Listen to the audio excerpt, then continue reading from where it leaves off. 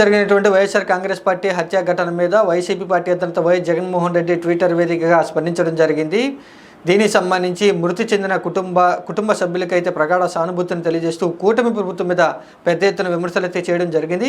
కూటమి ప్రభుత్వం అధికారంలో వచ్చిన దగ్గర నుంచే రాష్ట్రంలో శాంతి భద్రతలు తీవ్ర స్థాయిలో దెబ్బతిన్నాయని, లాండ్ ఆర్డర్ తప్పిందంటూ కూడా వైఎస్ జగన్మోహన్ రెడ్డి కూటమిని విమర్శిస్తూ కూటమి ప్రభుత్వం వచ్చిన దగ్గర నుంచే రాష్ట్రంలో ఎవరి స్థాయిలో వారు రెడ్ బుక్ రాజ్యాంగాన్ని అమలు చేస్తూ రాష్ట్రంలో శాంతి భద్రతలు దెబ్బతినే విధంగా రాక్షస పాలన చేస్తున్నారంటూ కూడా వైఎస్ జగన్మోహన్ రెడ్డి ప్రభుత్వాన్ని అయితే విమర్శించడం జరిగింది. వైసీపీ పార్టీని కావాలని అనగదొక్కాలి అనేటువంటి ఉద్దేశంలోనే ఈ విధంగా హింసాత్మక ఘటనలు చేస్తున్నారు, హింసాత్మక ఘటనలు ప్రేరేపిస్తున్నారంటూ కూడా వైసీపీ పార్టీ మీద జరిగినటువంటి దాడులను అయితే ఖండించడం జరిగింది. కార్యకర్తలు ఎవరు కూడా అధైర్య పడవద్దు అంటూ కూడా వైఎస్ జగన్మోహన్ రెడ్డి కార్యకర్తలకు ఒక భరోసాని అయితే ఇవ్వడం జరిగింది.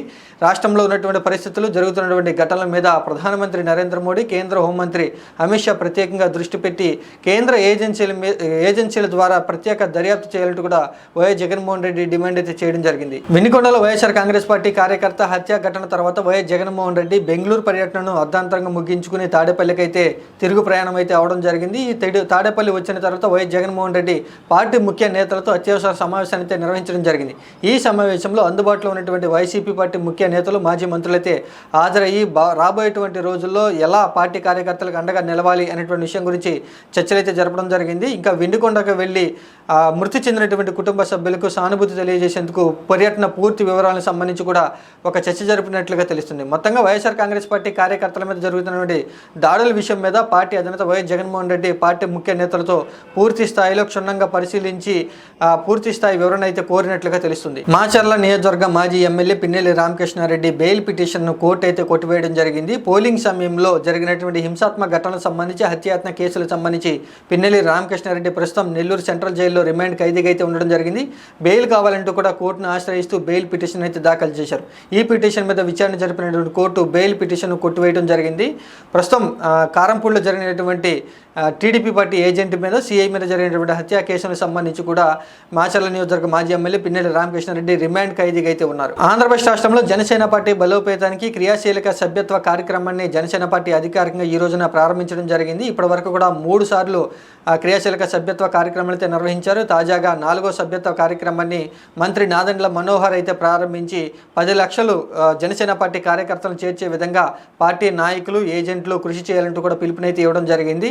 గతంలో సభ్యత్వం తీసుకుని వివిధ ప్రమాదాల్లో మరణించినటువంటి జనసేన పార్టీ కార్యకర్తల కుటుంబ సభ్యులకి ప్రమాద బీమానైతే నాదెండ్ల మనోహర్ అందజేయడం జరిగింది. మొత్తంగా జనసేన పార్టీ క్రియాశీలక సభ్యత్వ కార్యక్రమాన్ని రాష్ట్రంలో 10 రోజుల పాటు ఒక కార్యక్రమంలో పండుగలాగా జరపాలంటూ కూడా నాదెండ్ల మనోహర్ పిలుపునైతే ఇవ్వడం జరిగింది.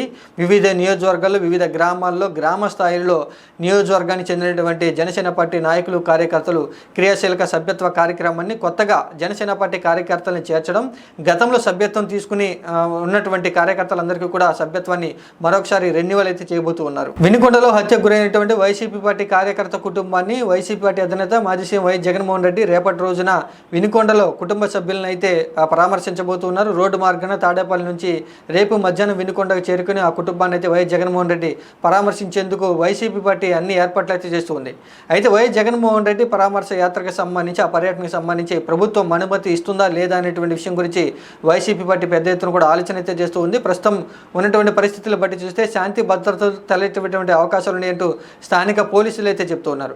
బెంగళూరు పర్యటనలో ఉన్నటువంటి వైఎస్ జగన్మోహన్ రెడ్డి కార్యకర్త హత్య ఘటనకు సంబంధించి పూర్తి వివరాలు తెలుసుకున్న తర్వాత పర్యటన అర్ధాంతరంగా ముగించుకుని వైఎస్ జగన్మోహన్ రెడ్డి తాడేపల్లికి అయితే చేరుకోవడం జరిగింది. రేపటి రోజున ఉదయం 10 గంటలకు తాడేపల్లి నుంచి రోడ్డు మార్గాన వినుకొండకు చేరుకుని మృతి చెందినటువంటి పార్టీ కార్యకర్త కుటుంబాన్ని వైఎస్ జగన్మోహన్ రెడ్డి పరామర్శ అయితే చేయబోతున్నారు. వినుకొండలో వైసీపీ పార్టీ కార్యకర్త హత్య విషయం మీద వైఎస్ జగన్మోహన్ రెడ్డి స్పందించినటువంటి తీరు మీద మంత్రి నారా లోకేష్ కౌంటర్ అయితే ఇవ్వడం జరిగింది.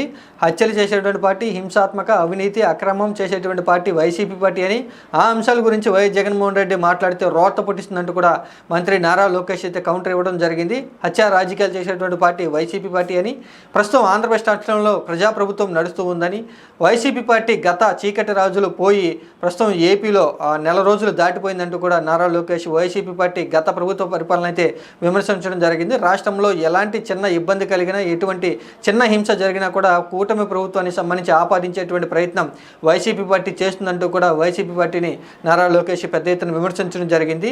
నిందితులు ఎవరైనా సరే ఖచ్చితంగా పట్టుకుని శిక్షిస్తామంటూ కూడా నారా లోకేష్ ఈ సందర్భంగా హామీనైతే ఇవ్వడం జరిగింది. తెలంగాణ ముఖ్యమంత్రి రేవంత్ రెడ్డి ఎన్నికల సమయంలో ఇచ్చినటువంటి హామీని నిలబెట్టుకుంటూ రైతు రుణమాఫీ ప్రక్రియనైతే ప్రారంభించడం జరిగింది. ఈ రోజున తొలి విడతగా 1,00,000 వరకు ఉన్నటువంటి రుణాలను అయితే మాఫీ చేస్తూ నిధులను విడుదల చేయడం జరిగింది. సచివాలయంలో బటన్ నొక్కుతూ కూడా 6,000 కోట్ల పైచీలకు నిధులను విడుదల చేస్తూ తొలి విడతగా 11 లక్షల మంది రైతులకు రుణమాఫీని అయితే చేయడం జరిగింది. మరికొద్ది రోజుల్లోనే 1,00,000 వరకు ఉన్నటువంటి రైతులకు రెండో విడత రుణమాఫీ చేస్తామంటూ కూడా ఈ సందర్భంగా రేవంత్ రెడ్డి అయితే వ్యాఖ్యలు చేయడం జరిగింది. ఆగస్టు నెలలో 2 లక్షల వరకు ఉన్నటువంటి రుణాలను అయితే మాఫీ చేస్తామంటూ కూడా మొత్తంగా రైతు రుణమాఫీ ప్రక్రియను పూర్తి చేస్తామంటూ కూడా కాంగ్రెస్ ప్రభుత్వం అయితే హామీ ఇవ్వడం జరిగింది. ముఖ్యమంత్రి నారా చంద్రబాబు నాయుడు ఈ రోజున విడుదల చేయాల్సినటువంటి శ్వేతపత్రం రిలీజ్ను వాయిదా వేయడం జరిగింది. షెడ్యూల్ ప్రకారం ఈ రోజున రాష్ట్రంలోని శాంతి భద్రతలకు సంబంధించి శ్వేతపత్రం విడుదల చేస్తామంటూ కూడా నిన్నటి రోజున షెడ్యూల్ అయితే ఇవ్వడం జరిగింది. రేపటి రోజున ఎక్సైజ్ పాలసీకి సంబంధించి శ్వేతపత్రం విడుదల చేస్తామని, శనివారం నాడు రాష్ట్ర ఆర్థిక పరిస్థితికి సంబంధించి శ్వేతపత్రం విడుదల చేస్తామంటూ కూడా